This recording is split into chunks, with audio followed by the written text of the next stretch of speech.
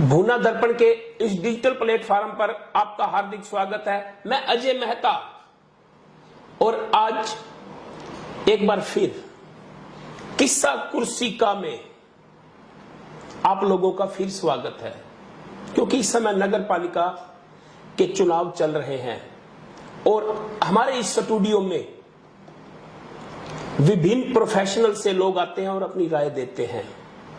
और इस कार्यक्रम में हमारे सहयोगी हैं डिजिटल चाबी नेटवर्क।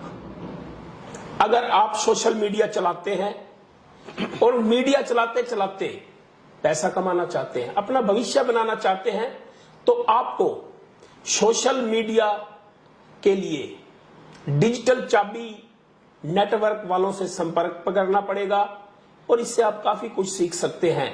और आज के हमारे इस कार्यक्रम में हमारे साथ प्रसिद्ध चिकित्सक डॉक्टर सविता कुमारी हैं। हम इनसे जानेंगे, इनसे समस्याएं भी पूछेंगे और आने वाले समय में जो नगर पालिका की सरकार बनने जा रही है उस बारे में भी पूछेंगे कि इनकी क्या राय है, क्योंकि ये भूना के मेन बाजार में बैठते हैं और इन्हें समस्याओं का बखूबी पता है। तो डॉक्टर साहब, आपका हमारे स्टूडियो में आपका हार्दिक स्वागत है।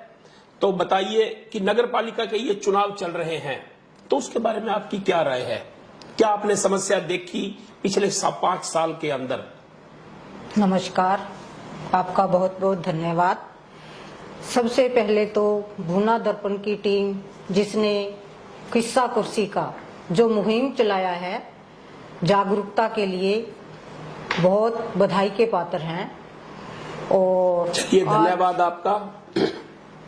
और आज 5 जून पर्यावरण दिवस है, उसके लिए भी आपको बहुत बहुत शुभकामनाएं। तो चुनावी माहौल है तो समस्याएं उभर के सामने आती हैं, तो इसलिए दिमाग में कुछ समस्याएं आ रही थी, तो मैं बताना चाहती हूं आपको कि सबसे पहले तो भूना में मुझे लगता है कि शौचालय और सफाई, ये 2 समस्याएं बहुत गंभीर हैं। इनके बारे में बहुत कम ध्यान जाता है। सफाई कर्मचारी बेशक कितने लगे हुए हैं, परंतु काम व्यवस्था ठीक नहीं है उनकी। तो मुझे शौचालय आदि की जो समस्याएं हैं वो बहुत भारी हैं। नहीं तो शौचालय के बारे में आप क्या कहना चाहते हैं? शौचालय के बारे में देखिए, सरकार ने अपने तरीके से शौचालय बनवाए हैं, बिल्कुल, पर उनका कोई लाभ नहीं जनता उठा सकती, कि उनकी स्थिति ऐसी है कि उनके अंदर जाना तो दूर की बात है, उनके पास भी कोई खड़ा नहीं हो सकता। मैं नगर पालिका ने कुछ शौचालय बनाए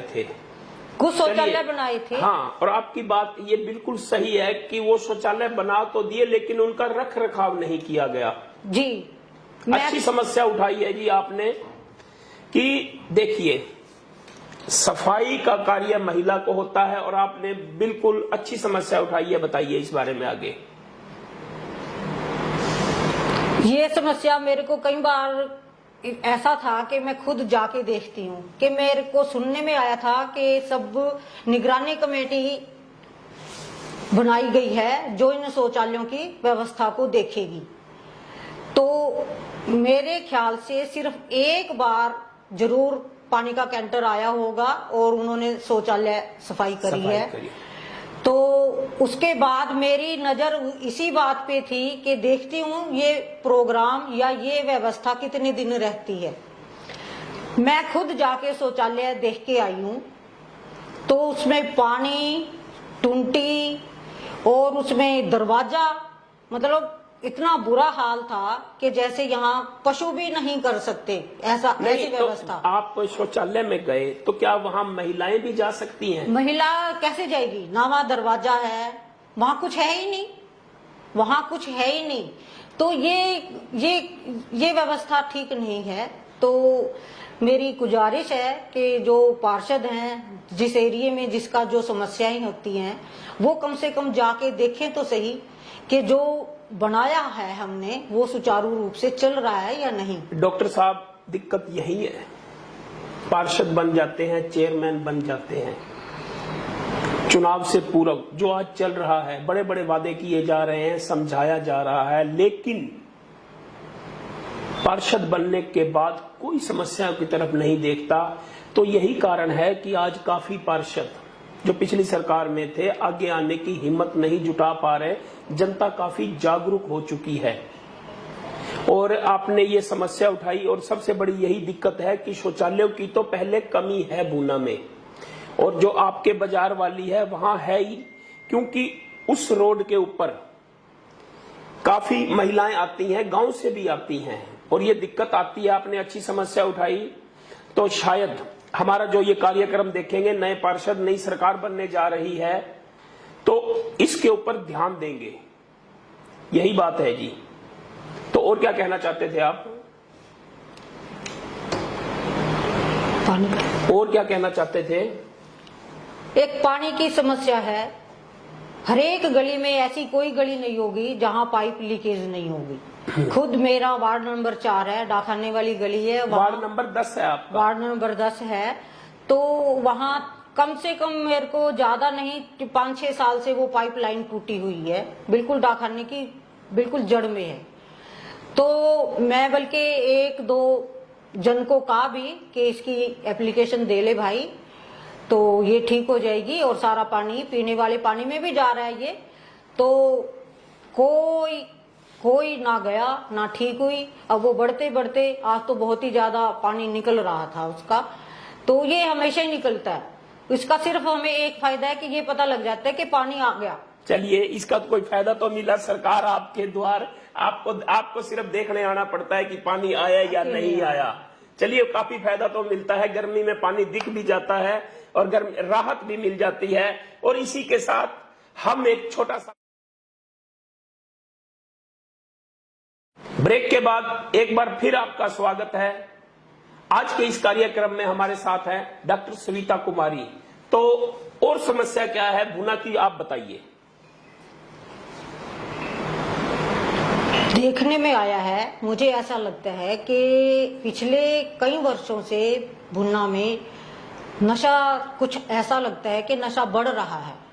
बिल्कुल ठीक बात। तो इसमें मेरे साथ जुड़े हुए काफी परिवारों के एक बच्चा था जो नशे की भेंट चढ़ गए।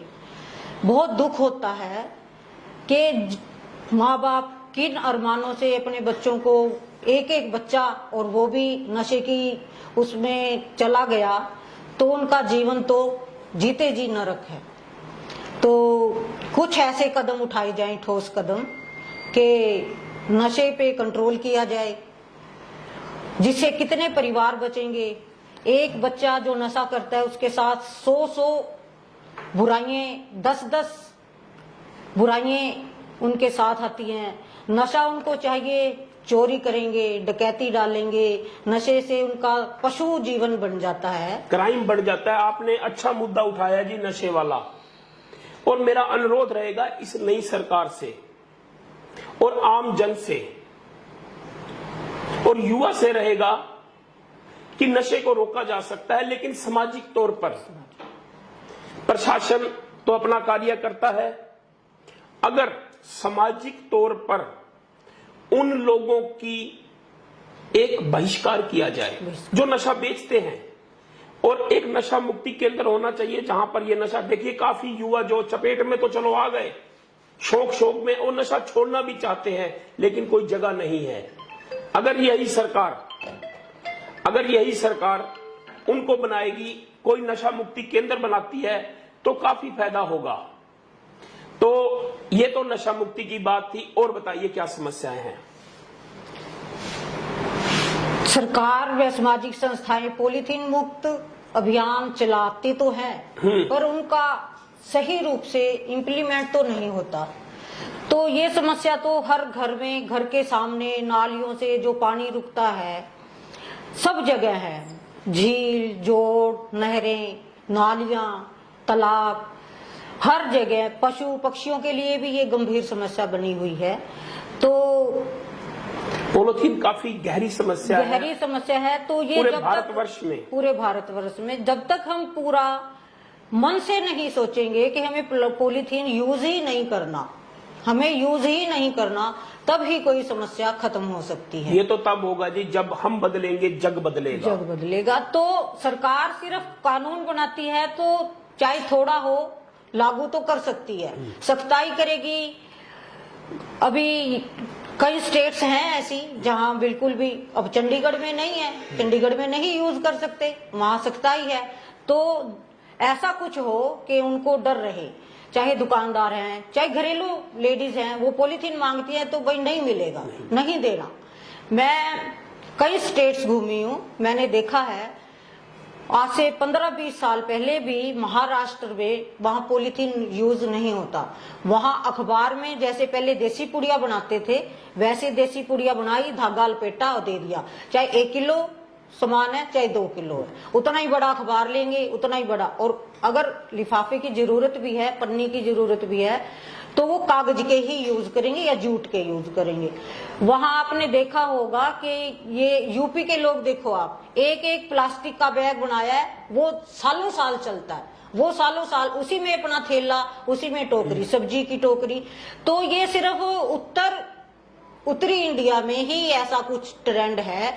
और मजे की बात यह है कि वो लोग मानते नहीं, बीमारी को समझते ही नहीं, वो समझते नहीं, उन्होंने तो बस अपनी सुविधा देखनी है और उनको किसी से मतलब नहीं है, समाज से कोई मतलब नहीं है, किसी पशु पक्षी से मतलब नहीं है, हमारी धरती माता से मतलब नहीं है कि उसको कितना कष्ट हो रहा है।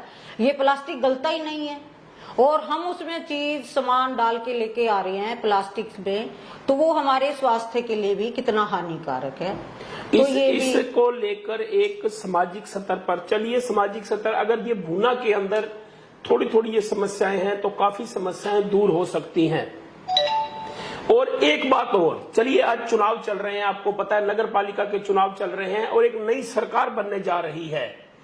इन लोगों को आप क्या एडवाइस देंगे इस नई सरकार को कि क्या कैसा कार्य करे और क्या करे? सबसे पहली एडवाइस तो मेरी ये है कि कोई भी घर हम घर से ही लगाएं। घर हम रहते हैं तो सुंदर होगा तो ही वहां दिल करेगा। अब जो पर्यटक स्थान बनाए जाते हैं किस लिए बनाए? क्योंकि वो हमें सुंदर लगते हैं। तो हमारे भुन्ना में तो असल में तो पार्क है ही नहीं। जो पार्क हैं वो बिल्कुल इस हिसाब के हैं कि वहां जाना, सैर करना तो बहुत दूर की बात है कि कोई सोच भी नहीं सकता कि हम पार्क जा रहे हैं या हम हमारे कोई मेहमान। पार्कों में सरकार ने पैसा देने की कमी नहीं रखी। पार्कों के टेंडर 3-3 बार कर दिए, ग्रेनाइट लगवा दिया है वहां पर। हाँ जी, जबकि उसकी कोई इतनी, पार्क में क्या होता है, पार्क में तो सिर्फ एक रेलिंग होती है और एक ग्रीनरी होती है। चलो वो भी कोई बात नहीं, पर उसकी मेंटेनेंस, उसमें पेड़ पौधे, हरी घास, उसमें बैठने की व्यवस्था, बेंच वगैरह, एक भी पार्क, भुन्ना का एक भी पार्क ऐसा नहीं है कि हम उसमें जाएं, बैठें या कुछ करें। या तो ऊंची दीवारें हैं, मैंने भगत सिंह पार्क में बहुत बार देखा है, कई बार देखा है कि योगा कैंप लगाए हैं वहां, पर क्यों वहां उधर जा ही नहीं सकते हम? वहां जब भी बैठो तो वहां ताश खेलते मिलते हैं लोग। तो अब क्या सोचे, उनको कौन उठाए? जबकि वहां भगत सिंह जी की मूर्ति है, जबकि वो स्थान ऐसा है, एक शिव जी की पवित्र स्थान है, पवित्र स्थान। तो वहां लोग ऐसे बैठे रहते हैं, जबकि वहां कोई शहर तो बहुत दूर की बात है। ऐसे भुन्ना के सभी पार्क ऐसे हैं। अभी ये आप देखिए, पुराने जनता धर्मशाला के पास जो पार्क था, इसका कितना बुरा हाल हो गया, पटेल पार्क। तो इसी तरह जोहार, ये नेहरू पार्क है। भुन्ना में जगह की कमी नहीं है, पर उसका रखरखाव भी नहीं है। ऐसे सरकार पैसे की भी कमी नहीं कर रही। तो गांव, अब देखो भुन्ना है, रतिया है, जाखल है, टोहाना है, यहाँ कितना काम हुआ है। लोग मतलब वहां ऐसा लगता है कि हाँ तरक्की हुई है, पर हम भुन्ना के बारे में क्या सोचें कि वहां मतलब क्या तरक्की हुई है? वहां तो बिल्कुल ऐसा लगता है कि इससे तो अच्छा गांव ही था, इससे अच्छा तो गांव था। चलिए ऐसा डॉक्टर साहब, एक नई सरकार बनने जा रही है। हम बार बार उन्हें शुभकामनाएं दे रही है। कोई बने, किसी जाति का बने, अमीर बने, गरीब बने, और जो भी बने अच्छा बने। आप लोग और हम समय समय पर उन्हें जागरूक करते रहेंगे, और आप लोग भी समय समय पर उन्हें एडवाइस देते रहिए। अगर हमारा ये प्लेटफार्म है, चल रहा है, आप लोग बार बार आइए, बताइए उनको, और वहां से उनसे बात कीजिए। और इसी के साथ अपने इस कार्यक्रम को हम यहीं पर समापन करते हैं। कल फिर इसी समय, इसी वक्त एक और भूना के जो समाज सुधारक हैं, कोई भी हैं, एक बार फिर आपके सामने हाजिर होंगे। धन्यवाद।